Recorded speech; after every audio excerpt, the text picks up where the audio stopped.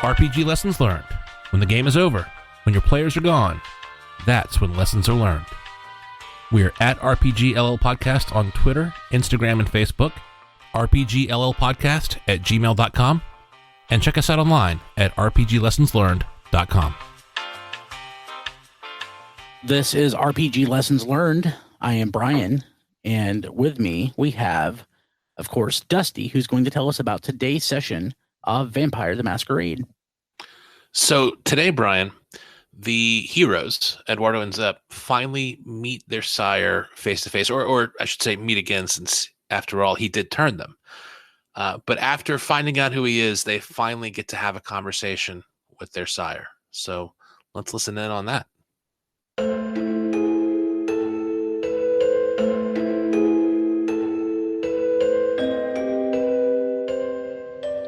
All right, so last session, you guys were under the, basically the B of A building, back when it was called something else. Yep. Dealing with the enclave that Aaron, Prince of the City, had called. During the enclave, you were recognized as having extraordinarily potent blood and mistaken for Methuselahs, or antediluvians. I think the way I'm saying it, it sounds like you're against diluvians. Right, exactly. And I mean it to say that you're before the flood, you're before the deluge. Antediluvian. Antediluvian? Antediluvian. Antediluvian. I wouldn't say anti. I would say anta. Anti? Yeah. Antediluvian? Yeah. Anyway, super powerful old vampires of an extremely low generation, very, very close to Cain. Also, you found a copy of the Book of Nod. Yep. With a hand-drawn illustration of Cain, and you recognize Cain as your sire. Yep.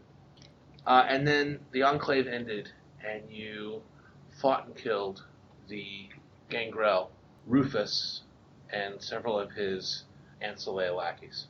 Self-defense. Self-defense. And Prince Aaron he knew what was going to happen when he left. Prince Aaron was like, okay, you do you. All right, so... That was probably also a test from Prince Aaron to see if we are actually good. Yeah, and full stop, you have now defeated a Primogen. Oh, yeah.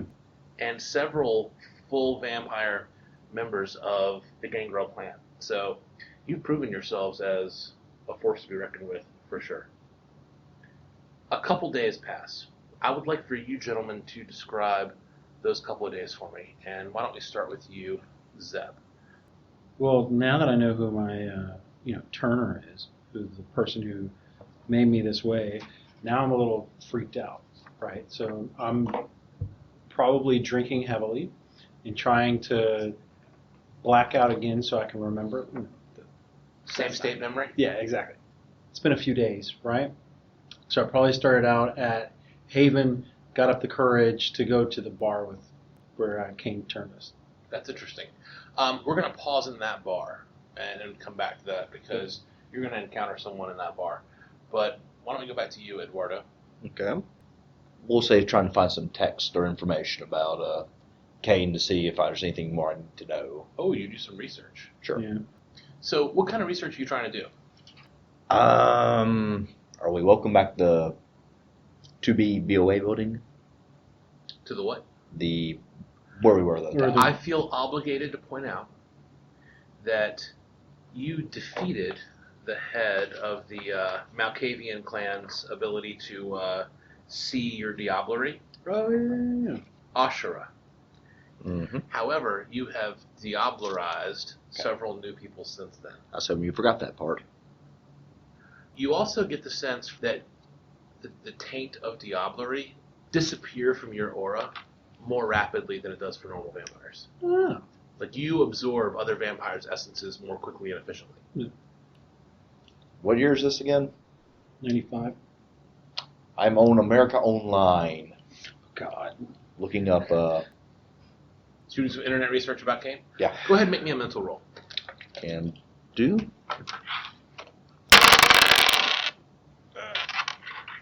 3. 3 successes. Mhm. Actually, you find a bunch of stuff, right? Oh. When you start searching about Cain, you go down this one rabbit hole where you think, oh crap, this guy's in the know. And you find this website, a guy named Daniel Quinn Okay. wrote a series of books about a character named Ishmael.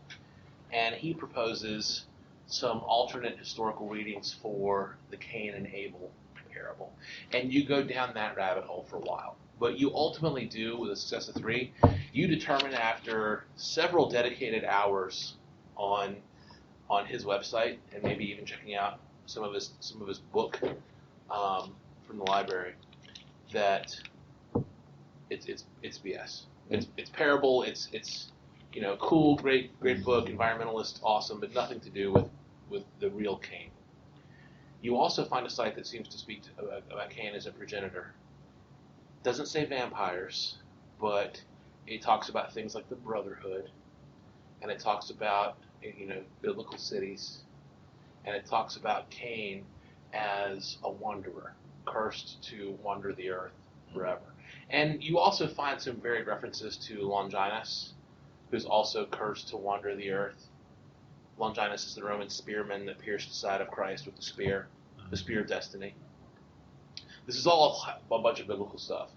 But the name that you uncover that was new to you is the name of a scholar, Thomas Becket. Mm. And he's the one that seems to be collating all this information about Cain. Thomas Beckett's an interesting lead that you might want to jot down. So, Xep, you went back to the bar that you were in as a human when you met Cain. Yep.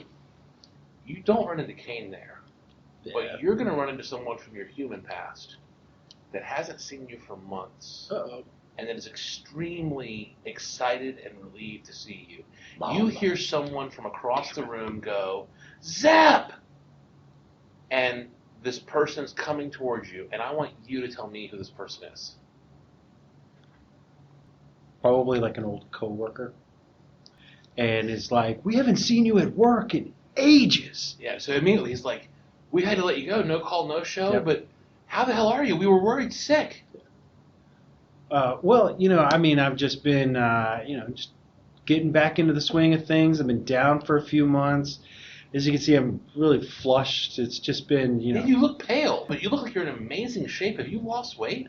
Yeah, you do what you have to do whenever you're sick. But I'm sorry I never called and told you guys what was going on, but feeling a little better now. That's why I'm here. I was actually looking for a buddy of mine. He's about, I would say about 6'4", and I'll describe Cain. You describe Cain? Yeah. Keep going. 6'4" is fine. 6'4", bearded, long hair, but not in a way that's like, disheveled. Nice guy. Just, I've been looking for him because I think that he may have come down with the same thing that. Have you seen anybody like that? No long hair around here. This is not a biker bar, by the way. This is a. With you describing your job, and now that it's a coworker, in my mind, this place is now transformed into like a mid-90s yuppie sort of high-end bar. Yeah. Like almost no one's having a beer. Right. They're all doing cocktails. So that's the kind of place that you're in. Here's the deal.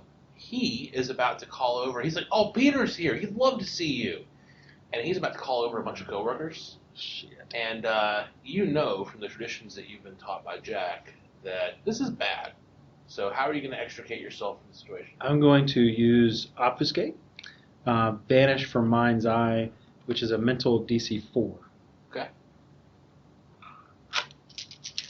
And, I'm just going to try to do that and, hopefully have him even forget that I existed. So before you do that, you are for sure down 1 blood from waking up. Yeah, always down 1 from waking up. And you've sort of been on this hard drinking, exploring bender.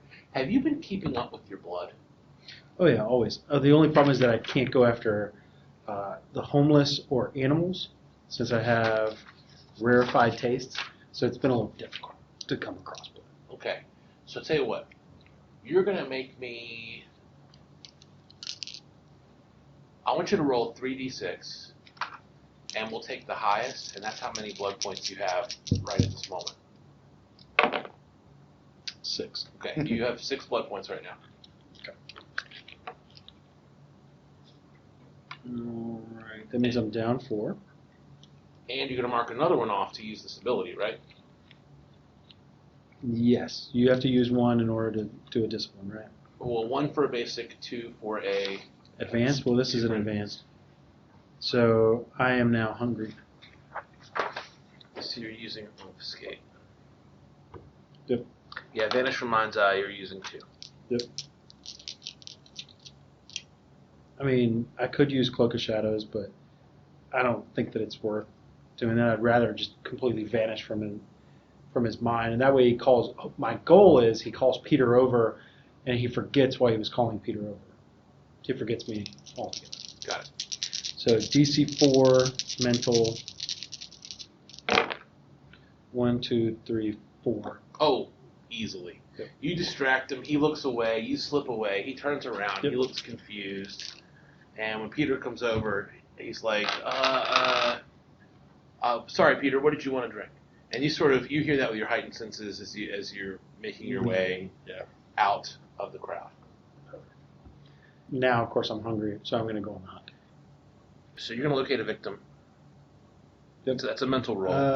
Yeah, I can either do nightlife, clubs, bars, etc., or actually considering it's a yuppie place, it'll probably be. You try to grab someone on the way out. Yeah, that's what I'll try to do. So nightlife, people are out already drinking, inebriated, etc. That's a mental roll with a DC of only 2. Yep. 1, 2, 3, 4. Oh, easily. Yep. Easily, you get. Grab somebody. Describe them. What's your type? When drinking blood. Yeah. I like the bigger people whenever we're drinking blood because there's more blood, right? Bigger, taller. Exactly, right. So not someone who's small and frail that you feel like you might put into danger. Yep. Okay. And I'm it's kind of an Amazonian woman at the front who's probably broken off from a group of her friends or something like that. Go grab her. Oh, for sure. She played softball in college. Right. Muscular. Exactly. Great shape. You start chatting her up. With that roll, you succeeded. Yep. You take her to the alley across the street. The alley? I know. An alley? I know. But I don't want to take her with me where I'm going. Right? No, that's true. I was thinking like a quiet corner. Like feeding's not super obvious. It looks like necking. Oh, that's true. Okay. Well, but I still want to get out of there. So maybe I want to get out of there away from Peter and other guy, right? So, yeah, across the street there's like a little pizzeria, and in front of the pizzeria there's a window with the pricing and signage and all that stuff, and I just take her across there and I'm like, hey, would you like a slice? She's like, sure. And then I just go in do your and thing. Got do it. the thing and in front of the pizza joint, and then How much do you take? how much blood does a normal human have? I always So forget. humans have 10. Humans have 10. They've got to be hospitalized at 5. Yeah, I'm going to only take 3. 3? Yeah, because I only Okay. need 3, and then I'll try to find somebody else later. I just need to get out of this place. She's going to be feeling pretty woozy. Standing up against the window of the pizza bar or pizza joint, just probably swaying back and forth after I'm done, right? All right, fair enough. Xep is no longer hungry. Remind me of you guys' living situation. Are you still living together? Have you moved? We haven't been living in some time. Are you still residing together? Because you were Sure. roommates, right? Yeah, we Or were. were you? Maybe Were we? you weren't. Sure, that sounds fine. I think we were. Are you now? You've certainly had to move Yes. since starting the Masquerade. I don't see why not. Creatures of Yeah. habit. Plus, we don't want anybody from our old lives finding us, right? That's- Showing up and or anything like that. Terribly convenient for me. Because Did I say together? I meant moved sort of apart. here's where the real proper adventure starts. Oh boy. Ooh. Before dawn, you go to sleep. You hear noises coming from your kitchen in the fairly early morning hours. Post-sunrise, Actual morning, right? probably 7 a.m. Yeah. And you guys are in your respective bedrooms. I assume they're separate. Blackout curtains. Blackout curtains, of course, all over the apartment. But you hear someone rummaging through the kitchen. Not liking this. Do you have Auspex? Top right. If you guys are in different Yes, I bedrooms, do. how are you asking them that? No, I'm just We checking. both have Auspex. I'm checking about who would hear it first, because Auspex is heightened senses. I do. have that. Only if you activate it. Auspex is okay. only heightened since Got it, it's got it. active. That's true. So in that case, I perceive their aura through the walls, yes. I open the door to run out because at this point I feel as though nobody can really stop me. We destroy the furniture. Come on. You open the door to run out of what, your bedroom? The bedroom to see what's going on in the kitchen. Oh, okay. It's Kane. Oh, cool. Kane is Big Daddy King? Big Daddy Kane. Really? Kane stands up. He gives you. He's very laconic. You remember that from when you spoke with him before, but very expressive at the same time with his face, etc. Mm-hmm. So he kind of looks at you, sort of nods hello, raises one eyebrow, and gestures with his head at your fridge as if to say, "That's all you got going on?" Yeah, we don't bring anybody home. Whatever the nicest beer you have, he cracks open one of those, holding the beer by the bottle, one thumb straight into the trash. Nice. The lid. The Oh, he's cap. Fonzie. He just Hey. he's mastered all of his skills through the years. And He's does unimaginably old. He's He had does time. not have a care in it.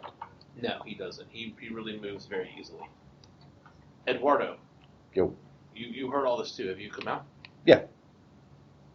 All right. What do you guys have to say to Kane, who is now casually leaned up against your fridge drinking a beer? What can we do for you? Yeah. I'm just agape, mouth agape. This is Kane. I mean, I've been looking for him for the past couple of days. You've adjusted well. Don't really know how, but yeah, in the past few months, adjusted pretty well, considering how many undead lives that we've taken. That's just us doing what we're supposed to do. He looks at you and you say that, and he said, "Tell me more about that." Apparently, everyone's worried we're going to ruin everything. Blood wars or something. I does with paying attention. That's surprisingly prescient of them. Huh. He says. Anything you want to ask me now that you've lived this unlife? I have an idea, and I imagine that it's due to us being brothers, but why us? I haven't passed on my gifts or curses in 10,000 years. I killed my first children and their children.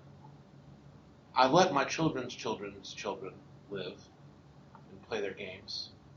But the world is changing. And one way or another, these foolish games will end soon. Why you in particular? Yeah. Were we the hottest at the bar that night? You know the answer to that question. I don't know if you're ready for the answer. I don't know if you'll appreciate the answer. Try me. It'll hurt your pride. Are you sure? You're making a lot of assumptions right now. You were the most average. Okay. You weren't the best. That's fair. You weren't the worst.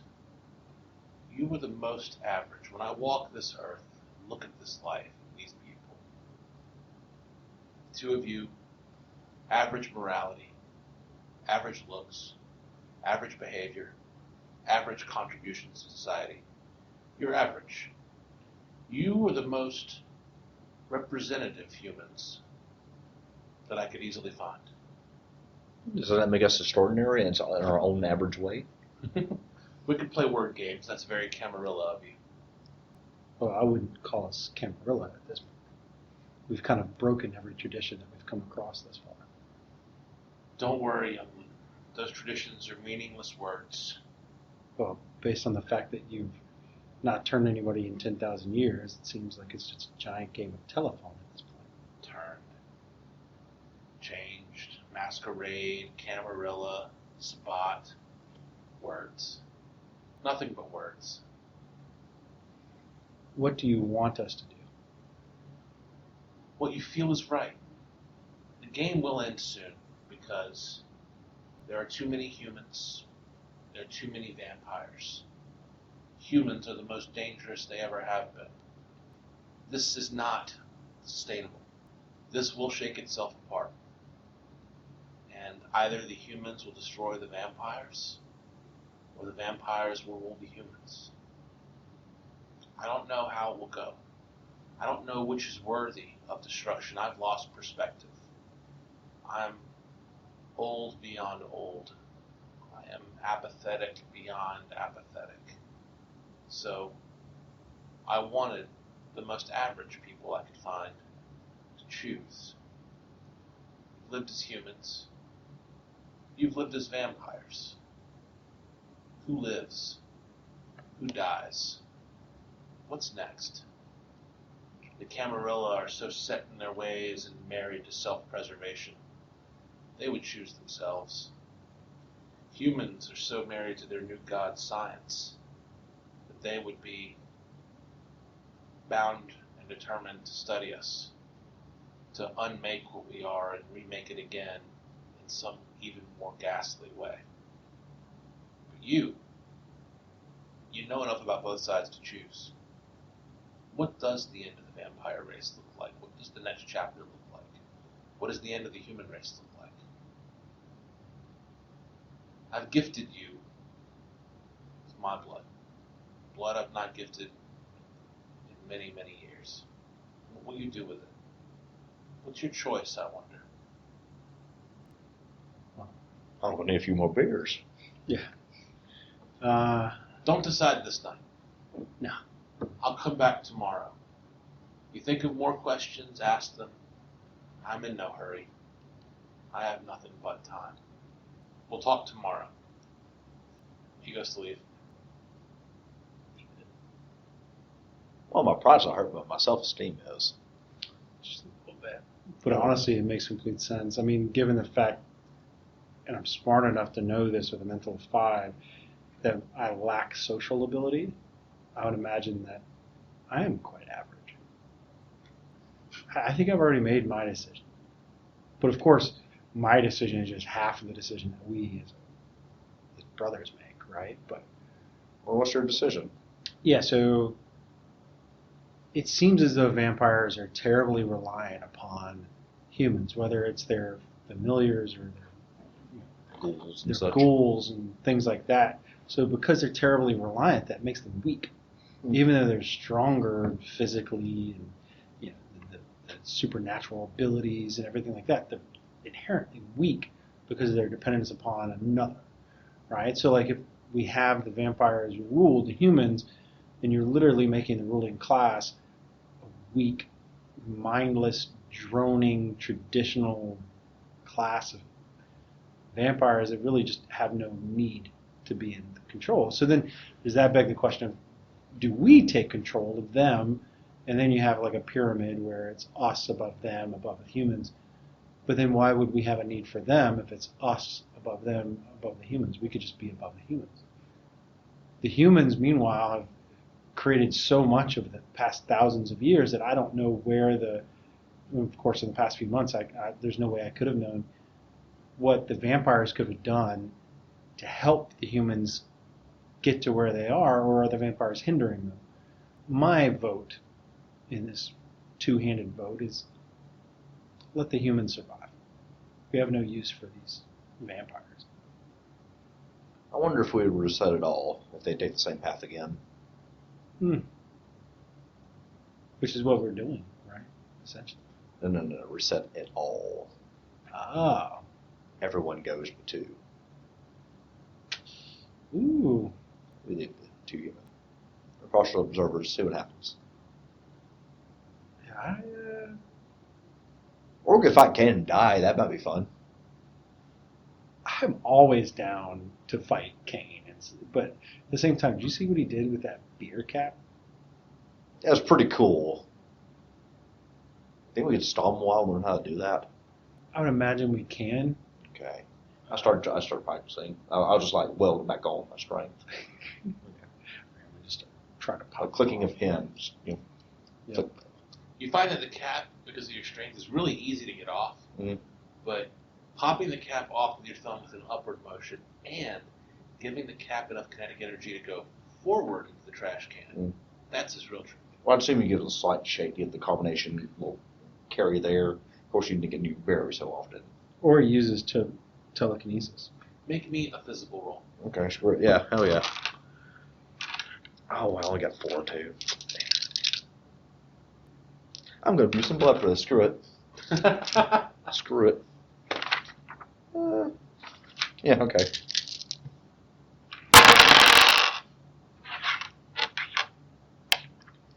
All successes. I popped the crap out of that cat. You have mastered the skill that he showed you. I bounced it. I'm ricocheting off the dang walls. That's worth every You are shot. amazing Now at that. weapon. Hell What yeah. is it? That's Odd job, that's but a with new beer skill caps. that you've gained. Hell yeah. It's literally odd job, but with beer caps. No, I wouldn't let them do damage. Oh, why not, man? Come on. He said power. But I'll give you this: anyone who sees you do that, Mhm. you get a +1 social. So your vote is to restart? Kind of the Shiva Vishnu thing? I like your thing better. Take the vampires out, see the true potential of humanity. If we don't like it, we'll do my thing. Yeah, there you go. Let's do that. I like that. That's a good idea. Do you need to ask Kane anything else clarifying, or are you good? You're just ready to tell him. I think we need to have a conversation with him, but we know where we're going, right? So, like, he can help us drive and get there, but we pretty much know where we're headed. Right? I mean, also the way that Kane put his displeasure about his progeny is pretty evident that he just does not care for the current vampires. The Wait, current we're his Masquerade. progeny too, though. Well, his children's children's children. No. All right. The next morning, true morning, Kane is back. Nice. This time he knocks. Oh, that's very Oh, that's very considerate. nice. Yeah, that's very considerate. Do you come in a more reasonable hour, or Nope, still in the No. morning. morning? We're both tired as hell, right? Apparently, yes. You are. Because this is like us at what, 3 a.m. or something like that. He goes to your fridge to get a beer. Well, I may not. I do the thing. I practice. He gets +1 social. That's true. You do get +1 social against him. I did say that, didn't I? Yes, you Damn did. it, you guys are. No, hold on. You gonna roll against I have to see if him. he's impressed or not. Okay, that's 2 successes.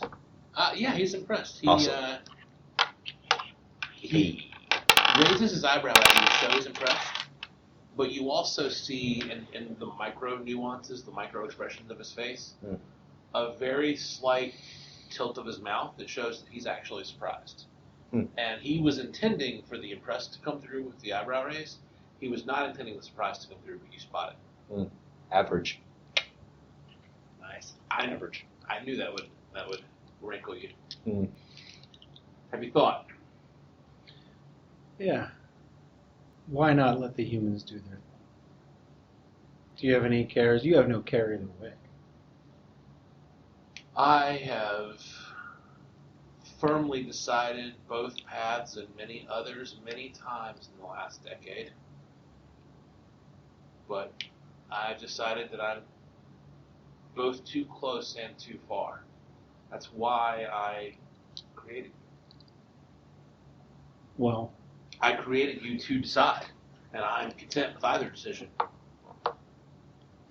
well, we've realized that the vampires are, Stagnant. yeah, good word, stagnant. They're just traditional, boring, and dependent. And I don't think that you ever intended for your children to be dependent upon anything, even you, or you would have been around more, right? You have a great deal of killing to do. Yep. Can you stomach it? Been doing fine so far. Yeah, that's not a problem. Okay. Is there Show any? me you can stomach it, and I'll give you my last gift. Okay. Kill Aaron and Tirza.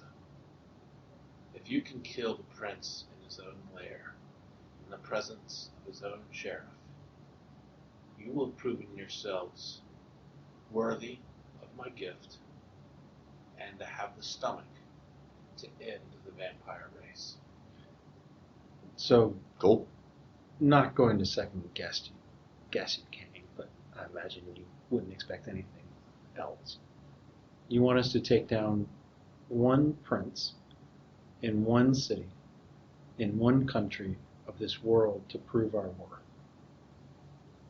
And do it in front of others. I don't care if others see it. In fact, I suspect you may not live if you're not careful about this. You're already powerful. And I don't think you're powerful enough to take on every Camarilla in the city. But yes, I want you to kill one prince and one sheriff in one city to prove your worth. Okay. All right. Are you ready to go get some more disciplines? Sure. Play some more vampire bingo and then take down the prince and Tirza? Yep. Let's go do it.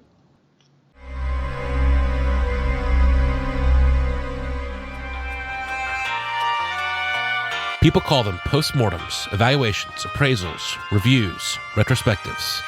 We call them lessons learned, and we're sharing ours with you.